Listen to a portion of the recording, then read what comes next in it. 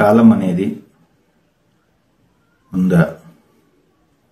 అసలు మనం కాలంలోనే జీవిస్తున్నామా అనేది ఒక ప్రశ్న. చాలా లోతైన ప్రశ్న ఇది. యాక్చువల్గా ఆమె ఫోన్ చేస్తున్నప్పుడే నేను క్రిస్టియన్స్ కదండి, మీరు మాకు సమాధానం చెప్తారా లేదా అన్నట్టుగా చెప్పారు. మీరు క్రిస్టియన్స్ అనేది మీకు తెలుస్తుంది, నాకు తెలియదు. నేను మనుషులందరినీ మనుషుల్లాగే చూస్తాను అని చెప్పాను.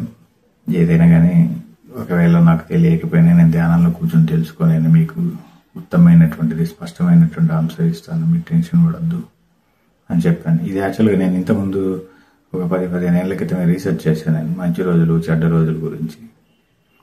అలా కాలం అనేది మనకు ఉందే, మనం అసలు కాలంలోనే జీవిస్తున్నాం అనేది ఆమె ఇది అనమాట.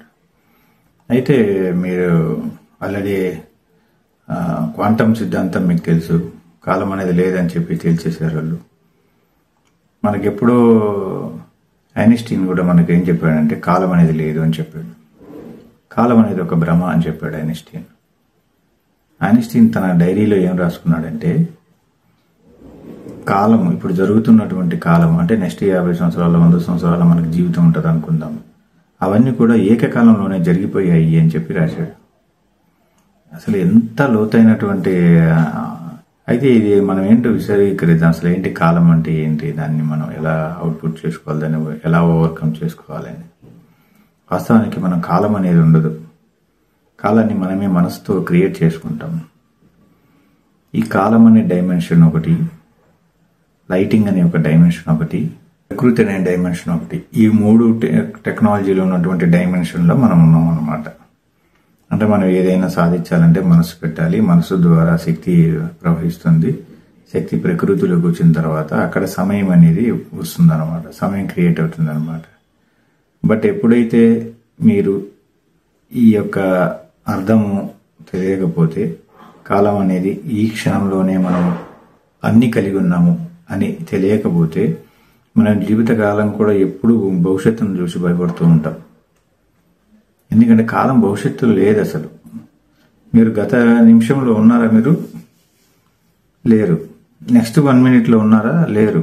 అంటే అది లేదు, గతందే అయిపోయింది. ఇప్పుడున్నది మీరు ఈ నిమిషంలోనే ఉన్నారు. అందుకని ఏంటంటే భవిష్యత్తును క్రియేట్ చేసేది మనసే. మన ఆ యొక్క స్థితిని మనము మార్చుకుంటాం అన్నమాట. మన మనసు ద్వారా ఆ స్థితిని మార్చుకుంటూ వెళ్తూ ఉంటాం. మనం జన్మ తీసుకునేటప్పుడు మనకి ఎన్ని శ్వాసలు అయితే తీసుకోవాల్సింది, ఎన్ని జపం అయితే చేసుకోవాల్సిందో అవి స్థిరమై ఉంటాయి. దాన్ని బట్టి మన శ్వాసలు తీసుకున్న దాన్ని బట్టి మన చివరి శ్వాస కూడా ఉంటుంది అనమాట. ఆ చివరి శ్వాస ఎప్పుడైతే ఉంటుందో గట్టిగా గాలి తీసుకొని ఒకసారిగా వదిలేస్తాం, అంతటితోటి చాప్టర్ క్లోజ్. అంటే భూమి మీద మనం ఎగ్జిట్ అవుతాం అనమాట, ఎవరైతే సమయం వస్తుందో వారికి. అయితే ఇది కాలానికి ఎలా సంబంధం, అసలు కాలం అనే దానికి ఈ పేర్లు ఎలా వచ్చాయి ఏంటి అని అంటే, అసలు ఇదే అందరికి తెలియాలి. అసలు ఇప్పుడు ఉన్నటువంటి ఈ క్యాలెండర్ లేదా సోమవారం, మంగళవారం, బుధవారం, గురువారం, శుక్రవారం, శనివారం అనేది ఏదైతే ముందు నుంచి డిసెంబర్ వరకు ఏదైతే నెలలు ఉన్నాయో, ఇవన్నీ మనకు రీసెంట్గా ఒక 3000-2600 సంవత్సరాల నుంచి వచ్చినటువంటివి. అంతకుముందు ఇలాంటివి ఏమీ లేవు. అంతకుముందు ఇయర్స్ ఒక్కటే ఉండేవి, డేస్ ఉండేవి కాదు. ఇవన్నీ మనం ఇంకా బెటర్గా జీవించడానికి డేస్ను కనిపెట్టారనమాట. అట్లా ఒక్కొక్క డేకి ఒక్కొక్క పరిధి ఉంటుంది. సపోజ్ మండే, ట్యూస్డే, వెడ్నెస్డే ఇలా అనుకున్నాం. మండే అనుకున్నాం సపోజ్. మొగోలియస్ అనే ఒక రాజు దానికి ఆ పేరు పెట్టాడు సోమవారానికి. మరుసటి రోజు వర్షాలు వస్తున్నాయి అనుకోండి, టండర్స్ పడుతున్నాయి కాబట్టి దానికి థర్స్డే అని పేరు పెట్టాడు అనమాట. ఈ రోమన్స్ పెట్టారు. సోమవారం, మంగళవారాన్ని మొత్తం లాటిన్లో పెట్టారు. అది మాత్రం సోమ, మంగళ, బుధవారాలు వచ్చి మనకు ఈజిప్ట్స్ వాళ్ళు పెట్టారు. రోమన్స్ వచ్చి గురువారం, శుక్రవారం పెట్టారు. సండే వచ్చి మళ్ళీ సీజర్ పెట్టాడు.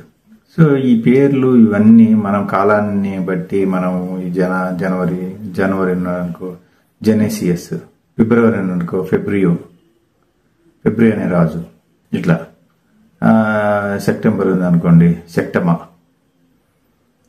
అంటే 7వ నెంబర్ అని వాళ్ళకి అర్థం. తర్వాత మనకి ఫిబ్రవరి 1, డిసెంబర్ 1 యాడ్ చేశారు వాళ్ళు. తర్వాత ఫస్ట్ ఉన్నది మనకు 10 నెలలే, తర్వాత మనకు 12 నెలలు పెట్టారు. అసలు సపోజు ఇప్పుడు మనకు ఈ పేర్లు సోమవారం, మంగళవారం, బుధవారం ఇలాంటివన్నీ పేర్లన్నీ తీసేసి జనవరి, ఫిబ్రవరి, మార్చి, ఏప్రిల్ అన్ని ఇలాంటివన్నీ కూడా తీసేసి ఈరోజు ఒకటవ రోజు నుంచి ప్రారంభం చేద్దామని చెప్పి 7 రోజుల తర్వాత 8వ రోజు స్టార్ట్ చేసి 30 రోజు తర్వాత మళ్ళీ 31 స్టార్ట్ చేసామనుకో. ఎందుకంటే భారతదేశంలో మూర్ఖత్వం ఎక్కువ ఉంది, చెత్త ఎక్కువ ఉంది. జనవరి అరే ఈరోజు మంగళవారం, ఈరోజు పని చేయకూడదు, మనకి మంచి జరగదు, మళ్ళీ చేయాల్సి వస్తుంది అంటాడు. అదే మనం నెంబర్స్ తోటి కనెక్టివిటీ పెట్టి ఇవన్నీ తీసేసామనుకోండి, అప్పుడు మంగళవారాన్ని ఎక్కడ ఫైండ్ అవుట్ చేస్తాడు అతను? కాలం అనేది ఒక ప్రవాహం కదా, దాంట్లో 24 గంటలు ముక్కలుగా చేసి మనమే పెట్టుకున్నాము రాత్రి పగలను బట్టి. దాంట్లో కూడా చెడును వెతుకుతుంటే ఏం చెప్పాలి? భగవంతుడి శక్తి అద్భుతమైనప్పుడు ఇలాంటి శకునాలను చేదస్తానంతా పెంచి పోషించుకోవడం బలహీనతలు, ఇవన్నీ భయం. జీవితంలో భయపడుతూనే ఉంటారు. భయాలు, బలహీనతల మీద ఆధారపడి లిమిటెడ్ జీవనాన్ని కొనసాగిస్తూ లిమిటెడ్ థింకింగ్స్ తోటి బతుకుతూ ఇక ఎప్పుడు దాని నుంచి దాటేది ఎప్పుడు? ఆత్మస్థాయిని పెంచుకునేది ఎప్పుడు? ఆత్మ యొక్క స్థితిని, గౌరవాన్ని తీసుకునేది ఎప్పుడు? ఈ ఆత్మ ఉన్నతి ఎప్పుడు సాధిస్తారు? వచ్చిందే దానికోసం భూమిపైకి జన్మ తీసుకొని. ఈ లోకంలో మనకు కనీసం సంకల్ప స్వేచ్ఛ అని ఉంది. కొన్ని లోకాల్లో అసలు ఆ స్ట్రక్చరే లేదు. ఇక్కడ పరిపాలకులు ఉన్నారు స్వయంగా. ఇప్పుడు వైకుంఠానికి ఎవరు అధిపతి? విష్ణు అధిపతి. ఇలా ప్రతిదానికి ఒక్కొక్కరు అధిపతులు ఉన్నారు. వాళ్ళ లోకాల్లో వాళ్ళ అధిపతులు అనమాట. అక్కడ మన భూమి మీద కొంచెం వాళ్ళకి జాలేసి ఇక్కడికి వచ్చి ఇలా బతకండి అని చెప్పి నేర్పించి వెళ్ళారు. మనం వాళ్ళని పట్టుకుంటూ కూర్చున్నాం. వాళ్ళు ఏం నేర్పించారో అది మార్చిపోయాం. కైలాసానికి శివుడు అధిపతి. కైలాసం మన భూమికి చాలా దగ్గరలో ఉంటుంది. ఆయన అక్కడ రాజు, అక్కడ అధిపతి ఆయన కైలాసానికి. ఆయన కూడా కొన్ని టెక్నాలజీస్ని తీసుకుని వచ్చి మనం మంత్ర ఉచ్చారం ద్వారా కూడా మీరు సక్సెస్ సాధించుకోవచ్చు అని కొన్ని మంత్రాలు అవన్నీ తెలియజేసి వెళ్ళాడు. ఆయన ఆది గురువు 15,000 సంవత్సరాల క్రితం వచ్చింది. అంతకుముందు ఇంకా రామ్థా వీళ్ళంతా ఉన్నారు ఇంకా చాలా మంది. అందుకని ఏంటంటే మనం ఎప్పుడు కూడా భయాలను తీసేసి ఈ కాలం అనే ఏదైతే ఉందో ఈ కాలం ఏకకాలంలోనే అన్ని జరిగిపోయినాయి కాబట్టి ఈ క్షణం చాలా ఆనందంగా జీవంతో ఉన్నారు కాబట్టి ఆనందంగా బతకండి. నిరంతరం భగవంతుడితో స్పర్శలో ఉండండి, రమించిపోండి. ఇంతకు మించినటువంటి ఆనందం నిజంగా దొరకదు. నేను చెప్తున్నా మిత్రులారా, మీరందరికీ అద్భుతమైన జీవితం ధ్యానం. మీరు తొందరగా వెళ్ళిపోవాలన్నా తొందరగా వెళ్ళిపోవచ్చు, లేదా ఇంకొక 100 సంవత్సరాలు ఎక్స్టెండ్ చేసుకోవాలన్నా ఎక్స్టెండ్ చేసుకోవచ్చు మీ లైఫ్ని. ఎందుకంటే మీ చేతిలో ఉంటుంది. అప్పుడు లాస్ పనిచేయవు. తురియం దాకి వచ్చిన వారందరికీ లాస్ పనిచేయవు. బ్రహ్మగ్రంథి విచ్ఛేదనం జరుగుతుంది, బ్రహ్మగ్రంథి కట్ అయిపోతుంది. అప్పుడు బ్రహ్మరాశిని రాత ఉండదు మనకి.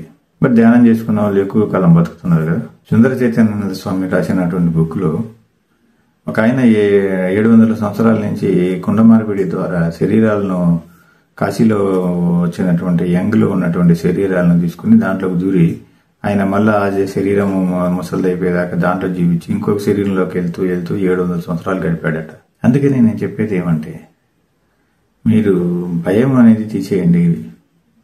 భూమి మీద మాయ కప్పబడి ఉంటుంది. మిమ్మల్ని నిరంతరము మీలోకి వెళ్ళి విచారణ చేయండి. భగవంతుడి విచారణ చేయండి. ఆ శక్తిని తెలుసుకోండి. మీ యొక్క శక్తిని తెలుసుకోండి. అద్భుతం అది. ఇదే నిజమైన ఆనందము, ఇదే నిజమైనటువంటి శక్తి. లోక సంస్థ సుఖినో భవంతు. సర్వం కల్విదం బ్రహ్మ. శుభం బియా, శుభం బియా, శుభం బియా, శుభం బియా, శుభం బియా.